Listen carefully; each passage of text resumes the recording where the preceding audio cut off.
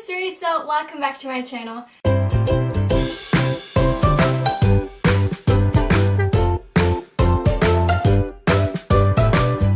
If you notice something different about me, it's probably my hair.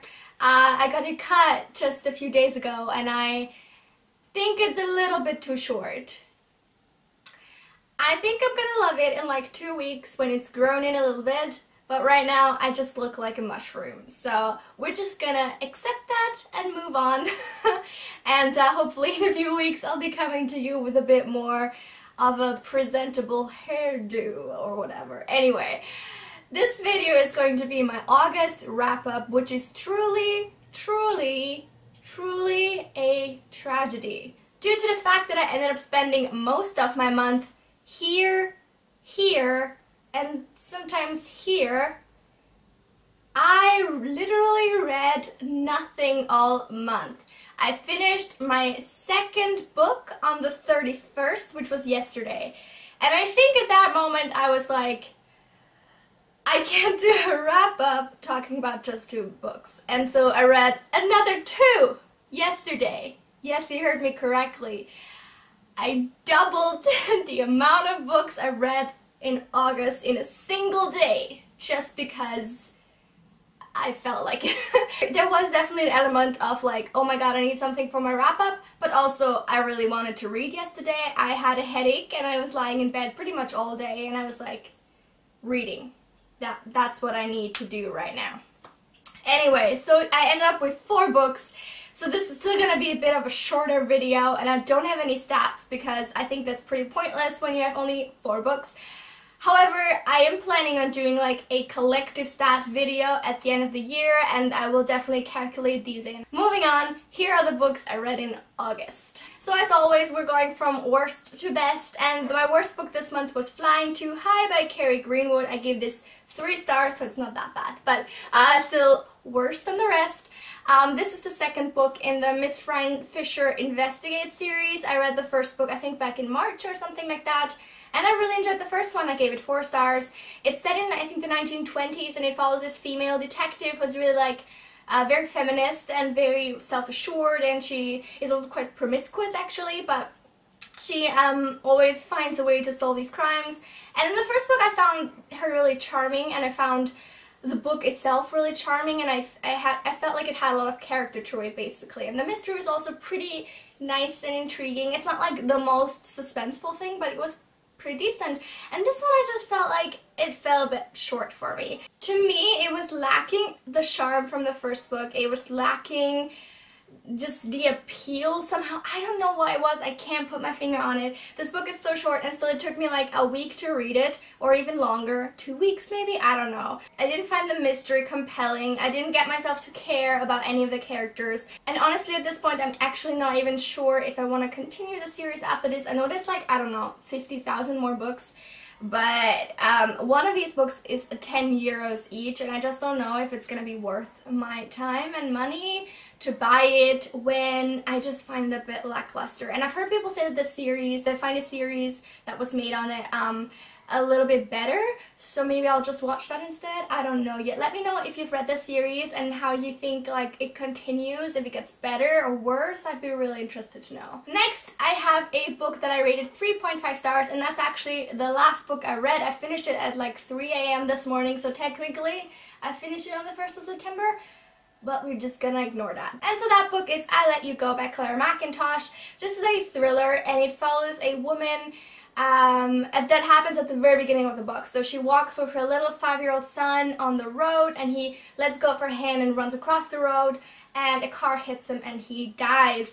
And faced with this tragedy, the woman basically decides to abandon her house, the town. She lives in Bristol. She skips Bristol and moves to Wales, to the countryside, to move into a small cottage, just trying to get away from the grief and the pain of what happened that night. But there, her past starts to catch up to her, and things go from there. So I've heard literally only positive things about this book. I've heard so many people rave about it, and I honestly can't quite tell why they love it so much. So the book is split up in several parts, and I felt like the very first one was the very best.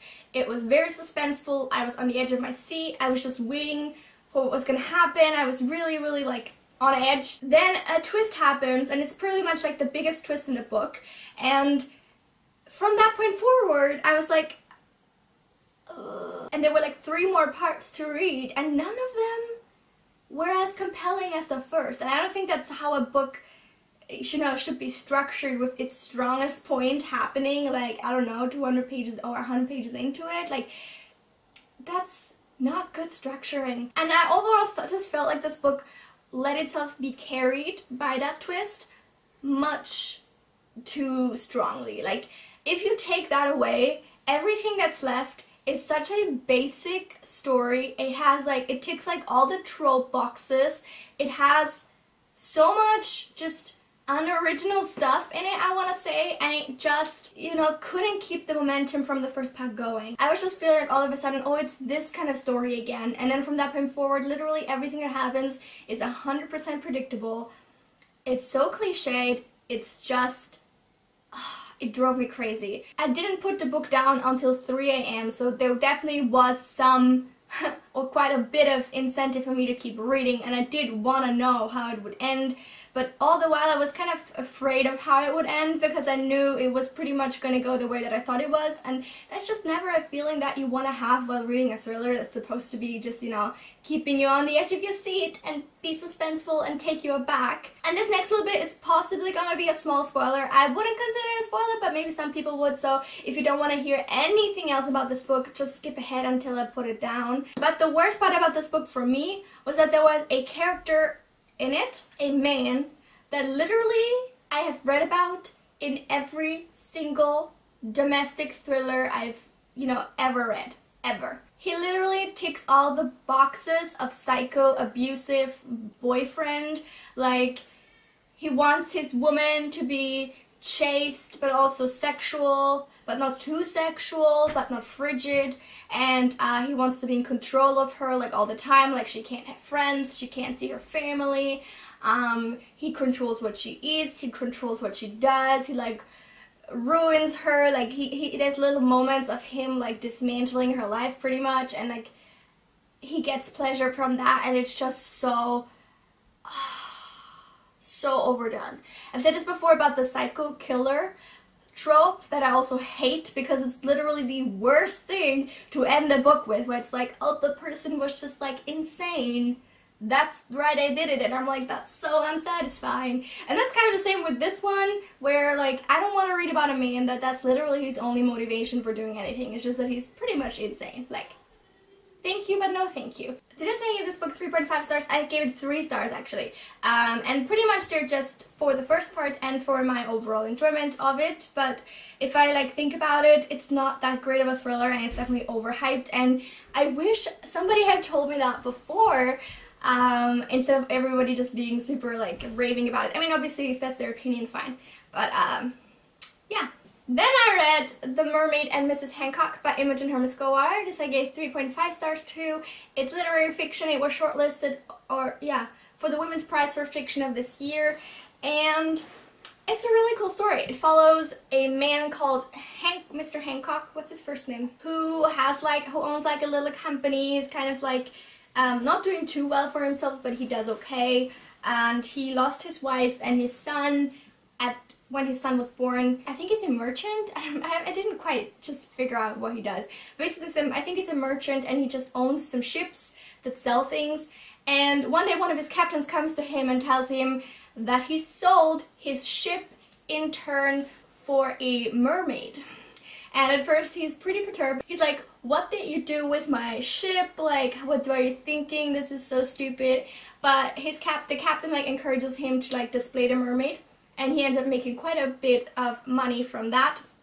And that's how he also meets Angelica Neal, who is like a lady of the night. She has her own struggles trying to be independent, but also trying to find a man to like support her. It's quite a difficult like tightrope that she's walking pretty much.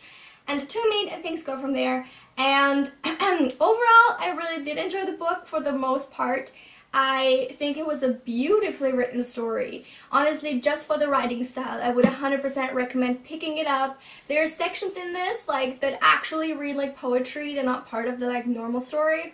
They're a little bit separate, but they're so beautifully written, like so lyrical. It's amazing to read, and that is the main motivation that kept me reading the book. I also did quite care about the characters, even though I felt like they were flip-flopping on their personalities quite a bit. Particularly Angelica was kind of, she started off as this like kind of independent, sort of almost businesswoman, being like in charge of like, I want to do it this way. This is like, she's selling her body, but she's doing it in like a I choose who to sell it to pretty much kind of way. And she felt very strong at the beginning. And then all of a sudden, she becomes like really weepy and weak and just struggling for male attention. And I was like, holy shit, what just happened? Like, this is a completely different person.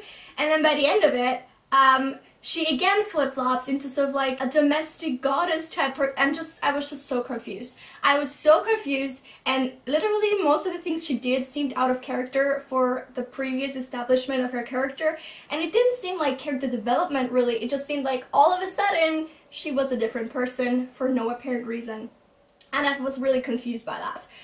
Same goes for Mr. Hancock. Like, he felt really like down to earth and sort of stable and good-humored and good-natured at the beginning, and then he meets Angelica and he's just infatuated with her and pretty much throws reason to the wind. And again, it didn't seem in character for him at all, and I was sort of really irritated by these sudden changes in their personalities that came completely out of nowhere to me. Another thing I need to remark is that the pacing in this is absolutely glacial. This is sometimes read like literally just one thing happening after another, like, and then they did this, and then this happened, and then this happened, and then they did this, and I was like, like, not in terms of the writing, but in terms of like the plot. Like, it just, nothing happened for such long stretches of time, and it was truly aggravating. Also, by the end of it, I didn't feel like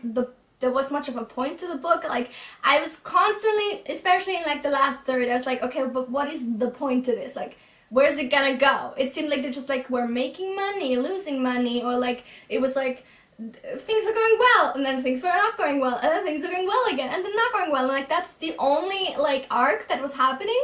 And I was like, so what's the point of it though? Like, you're not building up to anything, there's no moral of the story really. I know maybe 3.5 stars, like, hearing this review, it sounds like a pretty generous rating, and I do admit that it is, but I also want to like base my ratings on my enjoyment, not just of like the specific points that I can list that I didn't like or liked.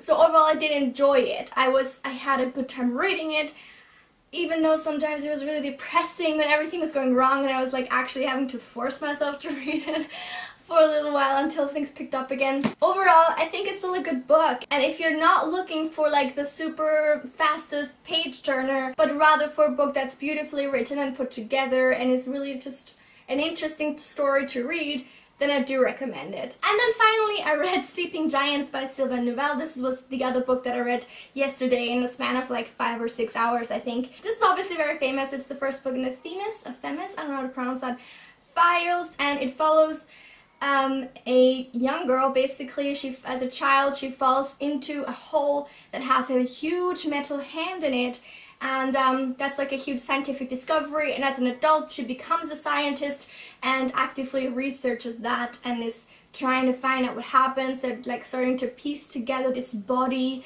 all the body parts that I find around the world of this huge statue person type of thing, trying to find out if it's like, you know, where it comes from, because it clearly wasn't man-made.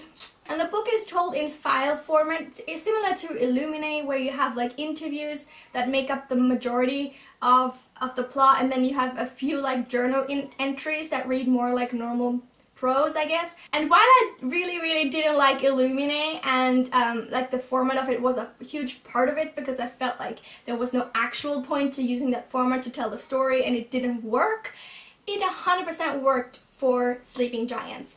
I think this book did a wonderful job of being told in this interesting and unique format and still making the characters come to life and giving them a personality and making me as a reader feel like I can connect with them. I still had a clear idea of them and I still cared about them, and there just wasn't as much of contrived nonsense as there was in Illuminae altogether. I also really like the person of the interview in this, because he's like this elusive person and we never learn his name or his motivation in this book particularly. I don't know, I hope we learn it in later books. I felt that added so much to the story, and it wasn't just like a random person behind the camera doing interviews for no particular reason. Like, there was an actual point to this book being told in this way, and it just worked so well and I loved it. It's a really quick read and I gave it 4.5 stars.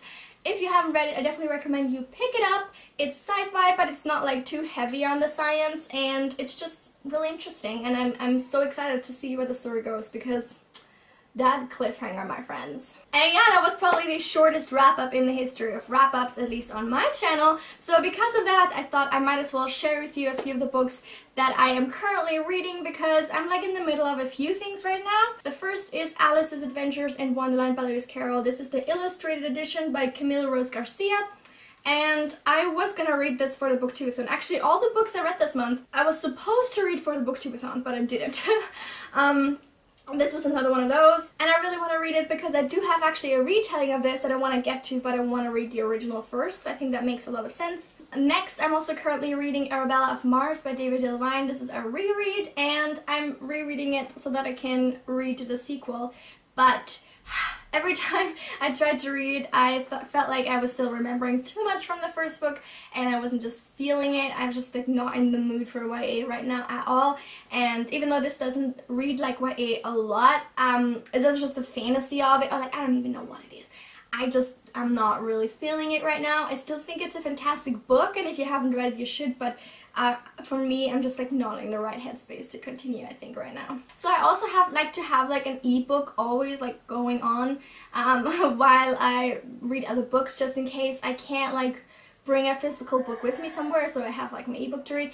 And the one I'm reading right now is Tides of War by Christy Golden. This is another World of Warcraft novel, this time focusing on the character of Jaina Proudmoore, and she's one of my favorite characters in the game, especially in the new expansion, because she's just, I don't know, like such a well-rounded character, and I think her story is so tragic and just interesting and fantastic. And if you played the game and you don't like Jaina, then I don't know what's wrong with you, because girl, she's freaking awesome. And then finally, I have been really slacking with our Project TBR for this year, so I wanted to pick up another book from that list to, you know, hopefully make some progress at least, and that is A Tale of Two Cities by Charles Dickens. I literally just started this morning. I had previously read about 180 pages of it, but I never continued beyond that, and I tried to continue there, but I realized there's no point in me starting a book in 180 pages in when I remember pretty much nothing except that there's two guys and a girl and they were in an attic at one point.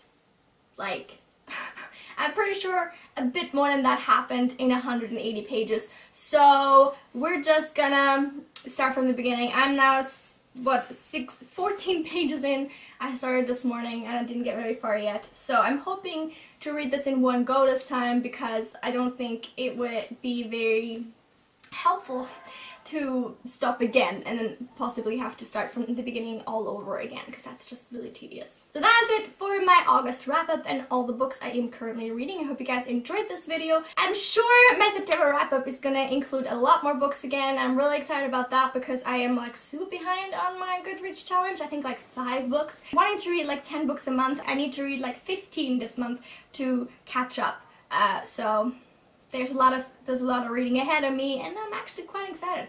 I'm much more into it right now again. I'm so happy. I read 2 books yesterday. I've not spent that much time like consecutively reading in quite a while, and it was super fun and just really nice to be back. I love it. Thank you so much for watching this video. Please give it a like if you enjoyed it, and subscribe to my channel if you're new here, and leave a comment telling me what was your favorite book that you read this month. I will see you very soon with another video. Have a lovely week. Bye!